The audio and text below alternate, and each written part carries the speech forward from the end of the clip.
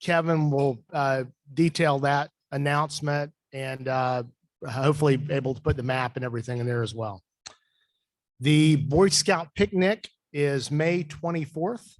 So be sure and sign up for that. We do need your RSVP so we'll get the proper head count so the Boy Scouts are ready for us and have plenty of food for us out there. So BB guns, canoes, all that fun stuff. May 24th.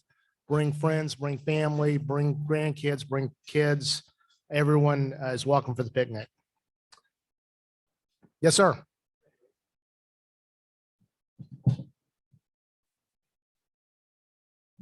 It's April.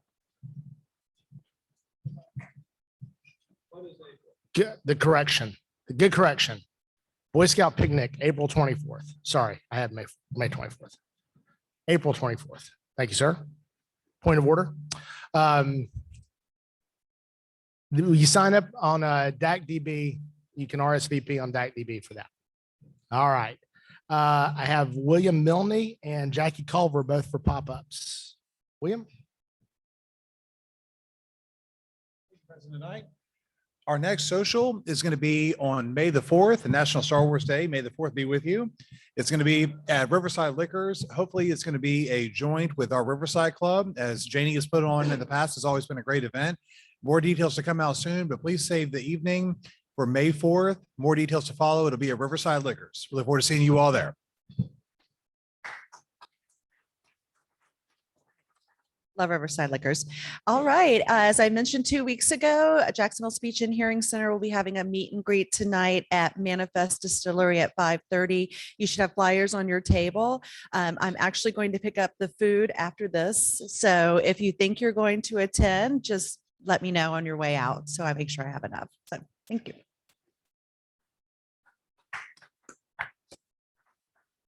Manifest Distillery, Riverside Liquors. A drinking club with a social problem. Okay. Family of Rotary, Alberta Hips.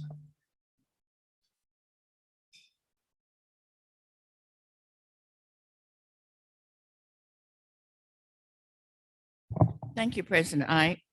Well, this week I am glad to report that I was in touch with Phil Voss, who was the person that sponsored me in the Rotary in 1995. And he says hello to everybody. He's not as active as he was once upon a time. And this morning I talked to Jerry McCool. I've been missing him and I understand he's attending on Zoom. But those of us that have enjoyed the fellowship of our fellow Rotarians, and now that we're back together, it's so good to reconnect and check in on each other. And I understand that Ed Pratt Daniels is home now. And so hopefully we'll get to see him at a meeting real soon or on Zoom. And the birthdays that I have are John Sims on the 16th of April and Rob Frazier on the 17th of April. Is there anything else from the club or family? Thank you.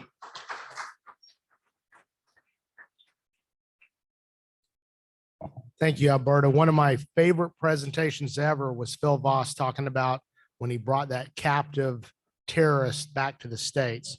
Really, really cool presentation. Now the time we were all waiting for, Rahul Sharma, Sergeant Arms Report, and Rahul will introduce Ed Lombard, who will introduce the program. Thank you, President Sherlock. And I tell you, Alberta Hips, she's as one of the sweetest women there is. And, you know, her delivery of the Family of Rotary report, you feel the community and togetherness. How about another round of applause for Alberta Hips, man? Are you kidding me? I always have the liberty and pleasure of welcoming our community members that and our family members that join us each week for on the occasion of West Jacks Rotary. But before I do that, I'm always thankful in the fact that, you know, our meetings each week are broadcast and able to provide content and programming for those that are here with us live and then also join us via video conference. And so how about a round of applause for Joe Springer, our audio engineer? Fulfilling the role as a scout team video audio engineer. Larry Daly's in training right now, already looking forward to next year. How about Larry Daly? Learning. He's learning. He's learning. Our rotary air traffic control tower to ensure members arrive safely each and every week. Patty Chapman and Stu Irwin. How about, let's give it up for them. Guests welcoming to our club this week on behalf of President Ike Sherlock, we'd like to welcome again Stephen Rowland back to the club. Stephen, please stand. Welcome back, Stephen. You know, Dan Griffin each week graces us with members of his family, and this week is no different. Dan, you've got another member of your family you'd like to introduce to our club today. Dan. Yeah, today I bring my son again, Jamie. And it's not every week. It feels like every week. I'm giving him credit. Jamie, welcome to our club. It's glad to have you here. Nice to meet you. I'm going to make my way across the room here, covering a lot of turf. We're running a spread offense, as you can see. Mike Pendergast would like to introduce his lovely bride. Mike. Hi, with me, my wife, Mary Lou Prendergast. Thank you, Mike. I've been encouraged by our Rotary Club members about, get back to humoring us again. Come on, get back to that. I thought I saved myself a few weeks of booze and some jeers, but I've got my confidence back. I've got my mindset is back. My passion is back to be able to tell jokes. I'll still share inspiration. But here's another crack at it. Here we go. A parishioner was in front of me coming out of church one day, and the preacher was standing at the door, as he always is, shaking hands. The preacher grabbed the parishioner by the hand and pulled him aside. The pastor says to him, you need to join the army of the Lord. The parishioner replied, well, Pastor, I'm already in the army of the Lord. The pastor questions, well, how come I don't see you except at Christmas and Easter? The parishioner whispers back, I'm in the Secret Service.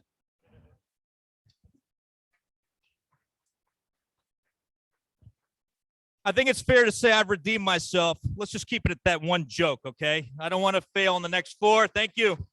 Thank you. I also, as part of my repertoire each week, I like to share inspiration. We've had a lot of tough acts to follow in this club. I think it's fair to say WestJax Rotary, when you look at all the Rotary clubs in the country, we've had what I consider the Mount Rushmore of leadership in this club over the past 50 plus years. Some great examples. And then even as I look to this banner to the left of me, home of past district governors, I mean, this is equivalent of like Rotary Heisman Trophy winners. I look at names like Shercliffe, McCool, Baker, Gibson, Dawkins, Butler. Perhaps the toughest of acts to follow is Paul Harris. And this is related to the ideal of service. And I really want you guys to take this in because it had made an impression on me when I first read it. Paul Harris once said, quote, what a privilege it is to be linked with 150,000 other men or more from more than 80 nations, differing in language, custom, and historical backgrounds, and yet alike in one respect. All businessmen held together by a common ideal applicable to all phases of life, the ideal which is popularly known as the ideal of service. That's Paul Harris. And, you reflect over time as history teaches us, as society evolves. In the more than 70 years since Paul Harris wrote those words, some things have changed for the better, while others have remained the same. Rotary membership has grown. Men and women share that common ideal. And we've got some great women in this club. We certainly do. But the ideal of service, which is the core of Rotary, that has not changed. The ideal of service, ladies and gentlemen, Paul Harris. And so, President Ike, that concludes my report, and I appreciate the segment. At this time, I'd like to bring up past President Ed Lombard to introduce today's speaker. And boy, Ed, we've got a great one today. Great. Thanks so much, Rahul. It's my pleasure today to introduce Dave Minardi. Dave Minardi has been working with small businesses, people, corporations for over 30 years. He's going to be talking about a topic that is somewhat taboo, but needs to be heard, about depression and just things that are going on with mental health out there that affects us, affects our family, affects our friends, affects our workplace. So let's give a warm West Jacksonville welcome to my friend Dave Minardi.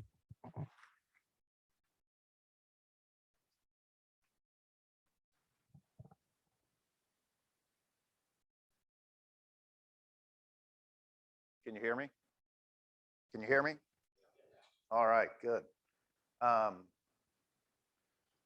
Rahul, how in the heck do you expect me to follow that? Okay. David, I have faith in you. I think you can top me, David. I really do. I don't know. I'm pre-endorsing you as Jackson DeVille's heir apparent. Okay, I'm just saying. I'm going to call it like I see it. I'm old school. Okay, I go with, let me see some of the younger people, Rotaracks. These are note cards. Okay. For those of you who grew up with Spark Notes and technology, this is how we did our book reports. Okay, we actually had to put some effort into it. I want to thank Ed for letting me speak, and I got to kind of walk you through this. Ed vetted me as if I were a DOD candidate, a presidential candidate. He asked me so many questions, and he basically said, look, you're just getting started out in speaking. You got a really sensitive topic. And he gave me a rubric. So for those of you who are educators who have kids, you're used to seeing a rubric. You got to hit these certain benchmarks. He said, do you remember the Jim Valvano famous speech? I'm like, yeah. He goes, all right. Jim Valvano said, a good day is a day when you think, laugh, and cry. He goes, so that's the first three things you got to do. Okay, you got to have this group think, laugh, and cry. All right, I think we already got a laugh in, so that part of the rubric is in. Part of what I'm going to do today is going to have a little bit of involvement from you all. And mental health is a really serious topic. And so there are two assignments. This isn't any new age psychedelic thing, but I'm going to need you all to close your eyes. It's going to seem like an eternity. One assignment for 3 minutes, one assignment for 3 minutes. Now, for those of you who are financial planners and math people, if you take 6 minutes and divide it by how old you are, it's not a lot of time, but it could be very valuable. The next three things he said, David, you got to give this group something that can reduce their stress at home and at work. Can you give them a tip or something? I said, okay. And then he said, can you work with companies and give them something so that they can improve their retention and recruitment in this crazy time? And I'm thinking, this is a mental health talk. And then finally, he said, can you help these organizations improve their top line and bottom line? I said, how much time do I have? He said, 15 minutes. I'm like, no problem. We're in. Anyway, thank you for letting me come out here today. I got some serious stuff to go through. Is anybody here a big baseball fan? I mean, really avid baseball fan? If so, raise your hand. Okay, your name? Vincent. When we hit 13 minutes, give me the reliever signal. Okay, so if I'm going over time, you just, neither do I, okay? All right, that's another thing Ed said, you got to bring it in on time under budget. Okay, here's what I am and what I'm not. I am not a psychologist. I'm not a psychiatrist. I am not a mental health counselor, not a professor of psychology. I've got depression and bipolar 2, okay? For 55 years, I managed it beautifully. I wasn't diagnosed with bipolar 2 until 56. And so I'm going to talk to you as somebody who's been a business owner, somebody who's helped take a private company public, somebody who's been a church youth director, somebody who's had small businesses, worked for Fortune 500 companies. I've had a lot of experience, but this is my vocation now. And I'm gonna kind of tell you why. And if I cry up here, I apologize. And I mentioned to Ed, I said, you know, generally this group, this ilk of person doesn't want to show any emotion. So if it tugs at their heart, does that count as crying? And he said, yeah, that's good. That's good. Between the ages of 11 and 16, my brother Joe died of a brain tumor. My mother became manic depressive alcoholic. My dad went bankrupt. Cousin of mine fell off the bow of the boat, prop hit him in the back. He died. My grandfather died. I was, for those of you who are baseball fans, Wade Boggs said I was the best athlete he'd ever seen in his life. I had surgery on a cyst and a tumor in my leg. That was it. Those all happened in this short period of time. My sister took off, went to California. We grew up in Tampa, came back, ended up life of incarceration, drugs. Fortunately, late in life, before she passed, it was an unbelievable turnaround. My brother went off the rails, but that's what I knew. You know, I mean, it was great experience. It really has helped me identify with people and some of the struggles that they go through. Fast forward into my 50s, I have a surgery for a simple meniscus that turns into a blood clot, that turns into a hematoma, that basically puts me on the shelf with a small business. And then my brother-in-law is diagnosed with cancer. 6 weeks later, he dies. My brother's company goes bankrupt. My dad really was struggling late, so I moved him down to be with my sister who had lost her husband. She gets diagnosed with end-stage COPD. She passes away. And I'm just operating on fumes this whole time, not knowing it. I didn't sleep. For 5 years, I would catch 90 minutes here and 90 minutes there. My territory was the state of Florida. So I traveled all over the place. I'm on a first name basis with multiple hospices. I'm trying to financially support multiple families, multiple generations. I left Sebring with my sister's urn and my brother-in-law's urn to go up to Tampa. And it's like everything hit. Everything hit. I've been blessed in so many ways, and I count everything that I'm getting ready to share as a blessing. All right. I didn't know it, but I'd lost 40 pounds. I was delirious for 3 to 5 years looking back. When my business started to go south and my relationship started to fracture, I went up in my attic. I put a noose around my neck. And I remember it because I could take all the facial hair that I've ever grown and not have a beard. Okay. But it was grungy. That's another thing that kind of happens. You're physical, you don't take care of yourself. I pulled it tight, was standing on folding chair, had a note written, and had my insurance policies in place. And I was used to being the oxygen giver. I had nothing left. Nothing left. And I was a burden, in my opinion. And when you're really, really sick and you say to yourself, you know, my family's better without you, you're pretty sick. So I pulled it tight and I said, God, look, if this is what's best for my family, please let me know. Please. I said, if not, please let me know. And what I heard was, I want to use you. I want to use you. That was 3.5 years ago. 2 hospitalizations, intensive outpatient, being diagnosed incorrectly, being put on a medicine that amplified my bipolar 2. After 36 years, I'm divorced. I've got fractured relationships. And I'm like, I don't want other people to go through that, because a lot of us struggle with mental health.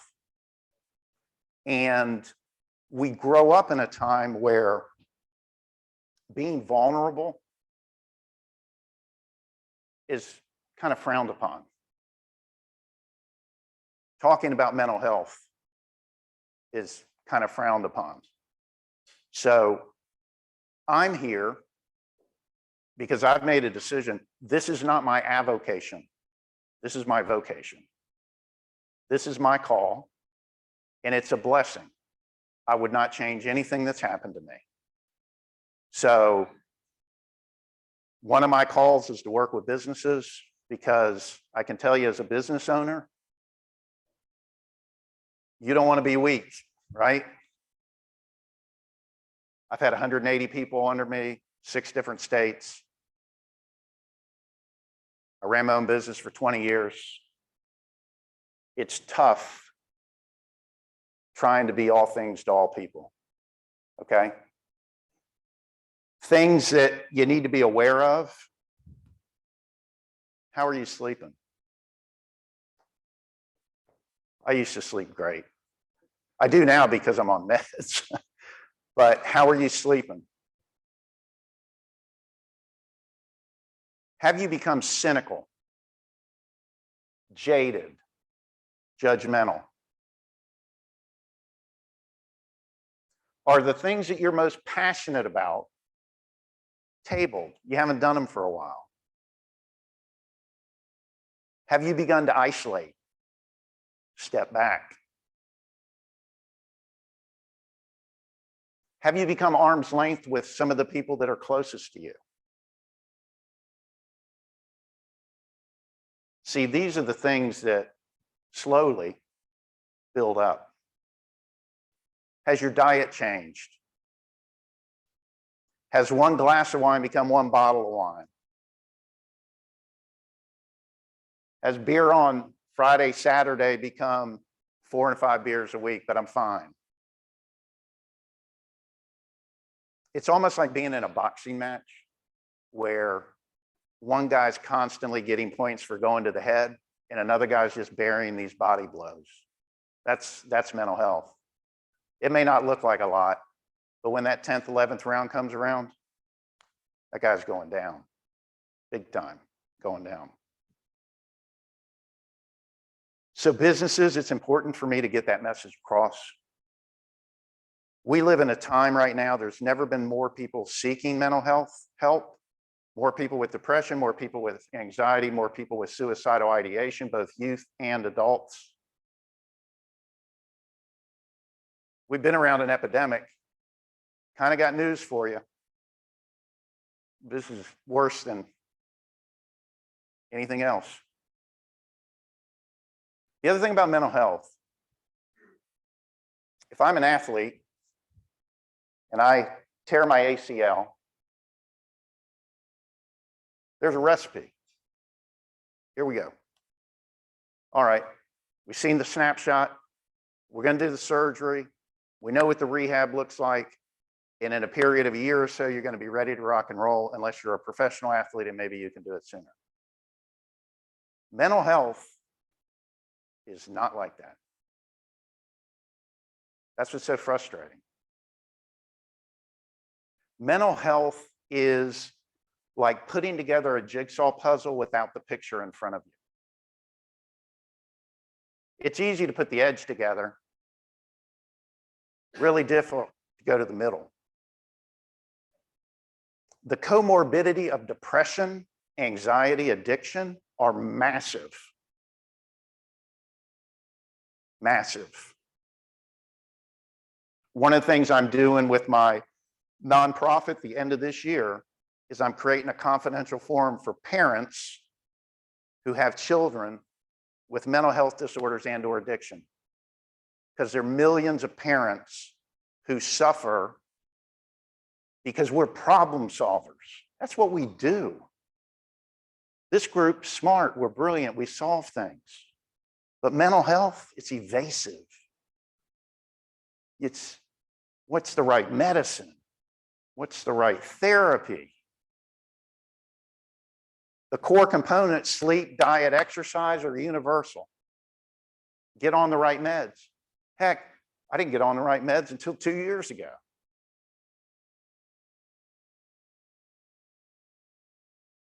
You want to talk about people who are struggling right now? Young adults and teens. I have a talk called Anxiety Society. Social media, divisiveness, negative news. We've got historic levels, excuse me, of anxiety and depression with that age group. Historical. Third leading cause of death for that age group, suicide. I spoke to my psychologist a couple of months ago, Dr. Devon Patterson. He's a rock star. He's in Fleming Island. I call him DP. I said, DP, I said, if you could see all the people that request to see you, how many of you would there be? He said 5. There are not enough mental health counselors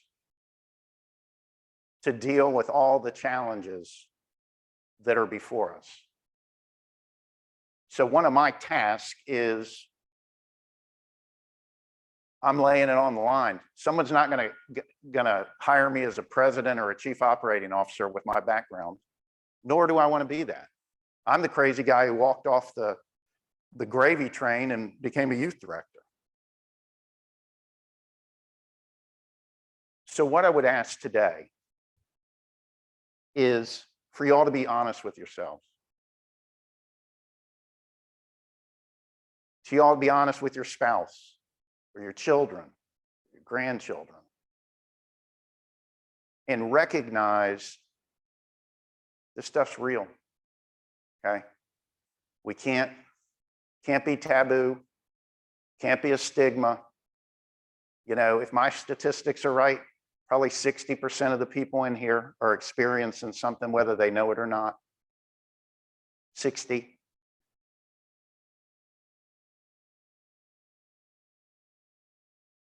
All right, I think I've got 4 things down, right?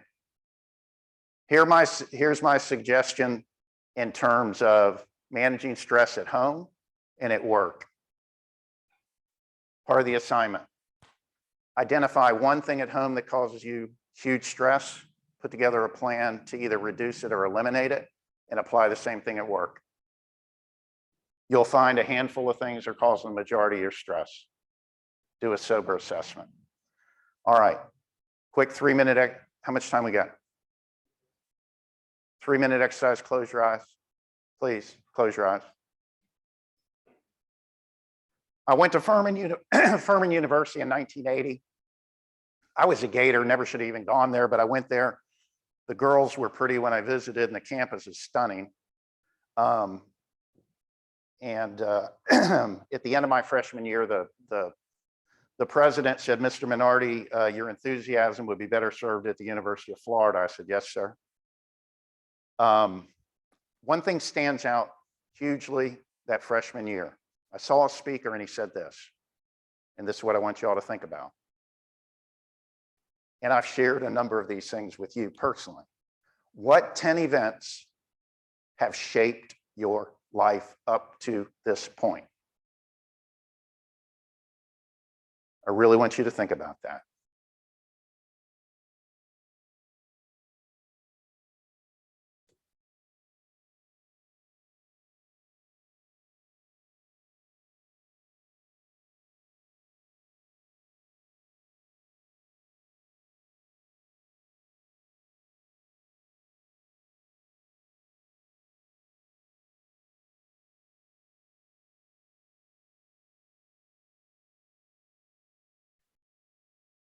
Ninety seconds.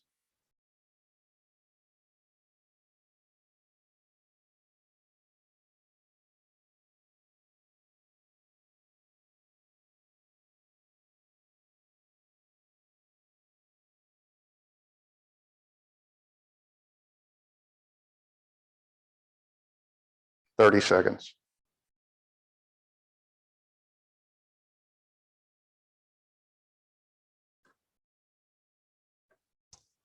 Okay, open your eyes.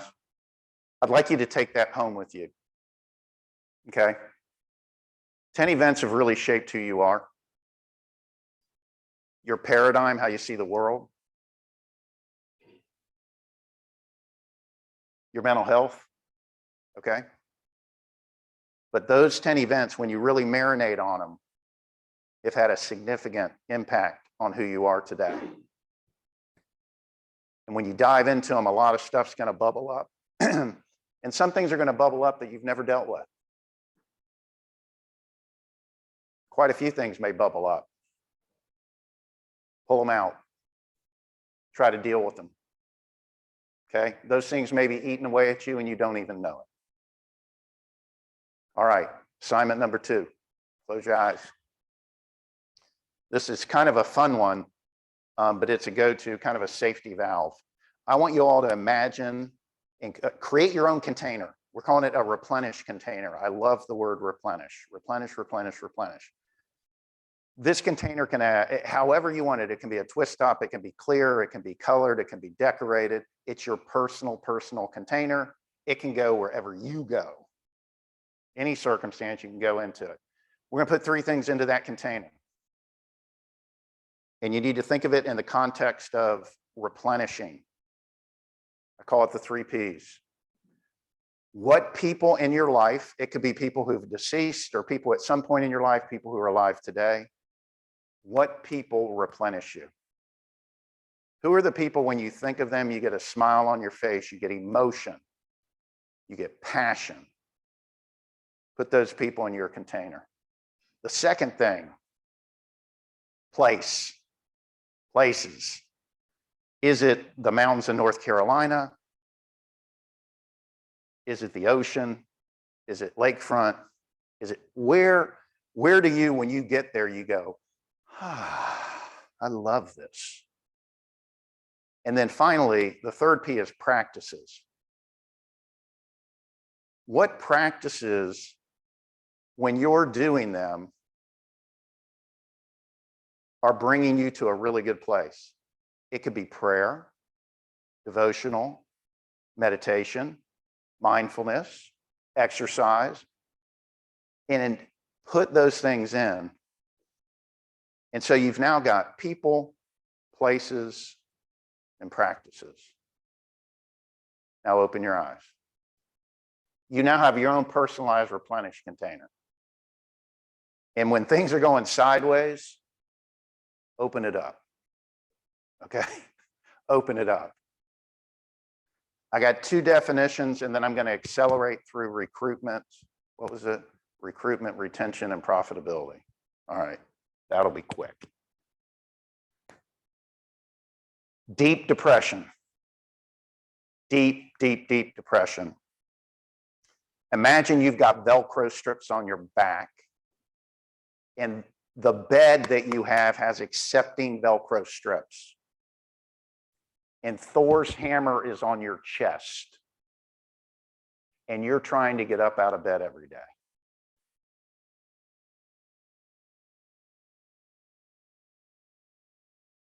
When someone says to someone who's in that state, and I can speak to that state, hey, cheer up. Have a positive attitude. Deep depression doesn't work like that. And a visual for severe anxiety. Imagine we're all out at the beach and it's a spectacular day. Low 70s, low humidity, little breeze, and we're watching the sun come up. And it's just like, oh, we're gobsmacked.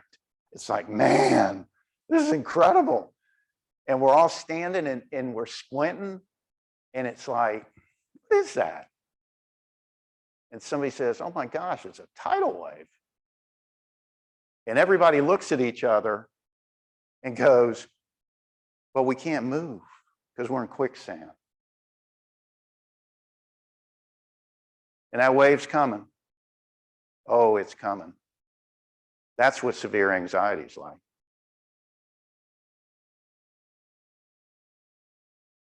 I'm going to taper off with the recruitment and retention and profitability stuff.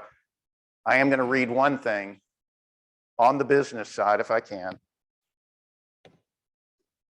One book I recommend if somebody's struggling or somebody knows somebody who's struggling. I have nothing to do with this book other than it was instrumental in my recovery. It's written by a pastor out of Canada. It's called Didn't See It Coming.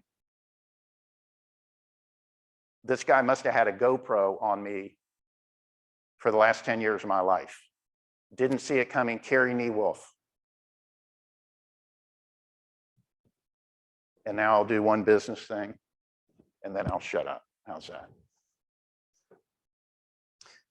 On June 23rd, 1885, in the town of Pittsburgh, Pennsylvania, Andrew Carnegie addressed the students of Curry Commercial College. At the height of his business success, the Carnegie Steel Company was the largest and most profitable industrial enterprise in the world. Carnegie would later become the second richest man in the world behind John D. Rockefeller. In Carnegie's talk entitled, The Road to Business Success, he discussed his life as a successful person and gave this advice. And here's the prime condition of success, the great secret: concentrate your energy, thought, and capital exclusively upon the business in which you embark upon. Having begun on one line, resolve to fight it out in that line, to lead it, adopt every improvement, have the best machinery, and know the most about it. The concerns which fail are those that have scattered their capital, which means they've scattered their brains also. They have investments in this or that or other things here and there. Don't put all your eggs in one basket. It's all wrong. I tell you, put all your eggs in one basket and then watch that basket. Look around you and take notice of men who do that. They don't often fail. It's easy to watch and carry the one basket. It's trying to carry too many baskets that breaks the most eggs in this country. When it comes to mental health, when all of a sudden you're not sleeping, and all of a sudden you're becoming cynical, and all of a sudden you're drinking more than you used to, and all of a sudden you're not interfacing with your friends, and you're not coming to Rotary, and you're not going to church, it's Humpty Dumpty. Be aware of it. You've got to stay mentally healthy. Thank you. God bless you.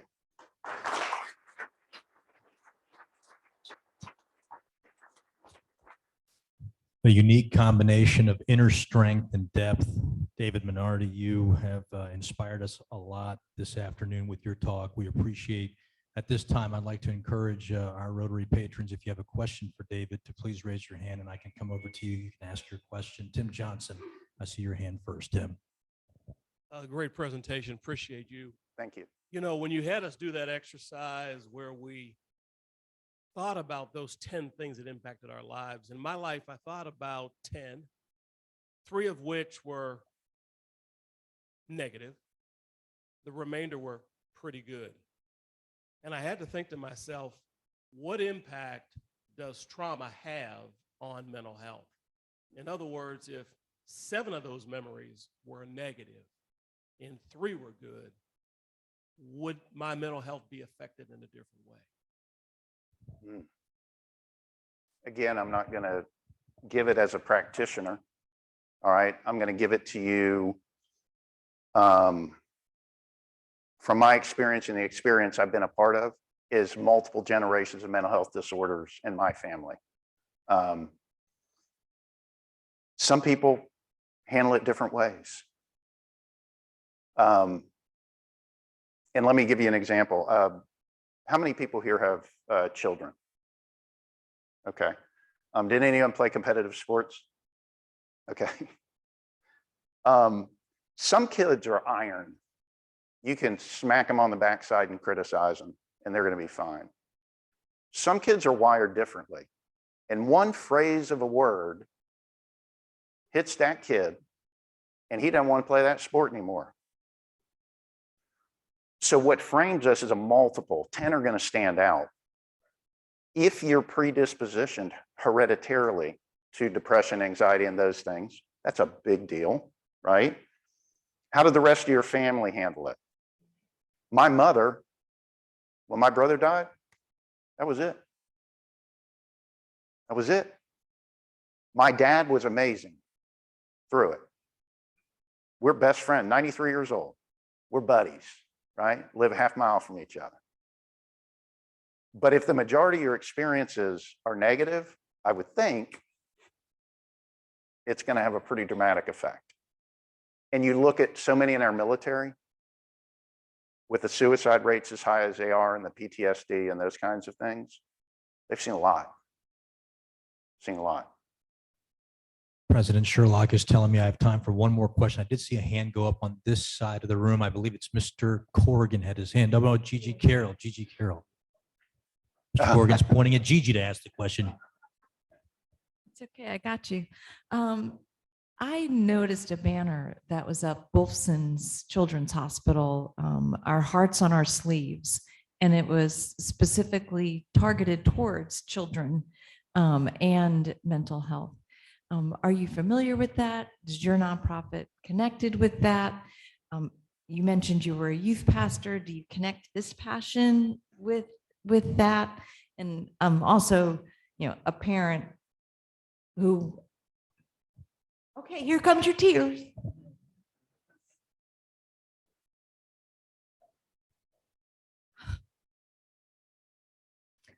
Of a son who's very successful now, but struggled in high school. It was just a group of events. And as a parent, you are powerless because you can't fix it. That same son, we do an Easter thing. I'm one of those parents that makes them put 10 things down they're grateful for at Easter and Thanksgiving when we have family dinner. And we might even throw it in plastic eggs. I don't even know what I made them do that year. And I made them do it. I still make them do it, and they're all adults. Anyhow, he put his doctor at Wolfson's #1 on his list, because without him, he would not have been able to get to whatever place it was inside him to be healthy. So thank you. Thank you for sharing that.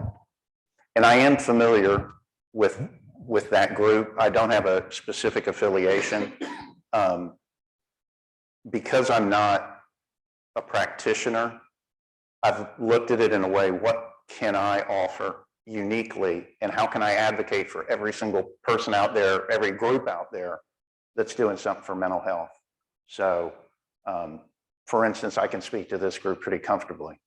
But yeah, thank you for sharing that story, and let's be on time here. David, a great presentation. How about another round of applause for David Minardi?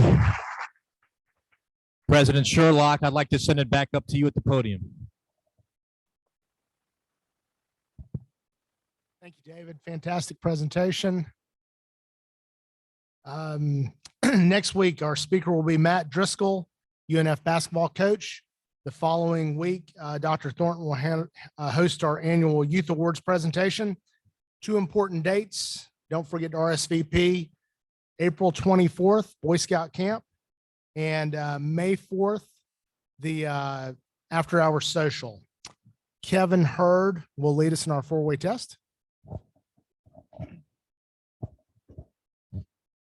Please join me in the 4-way test of the things we think, say, or do. First, is it truth? Second, is it fair to all concerned? Third, will it build goodwill and better friendships? Fourth, will it be beneficial to all concerned? Quote of the week: we can't help everyone, but everyone can help someone. Ronald Reagan.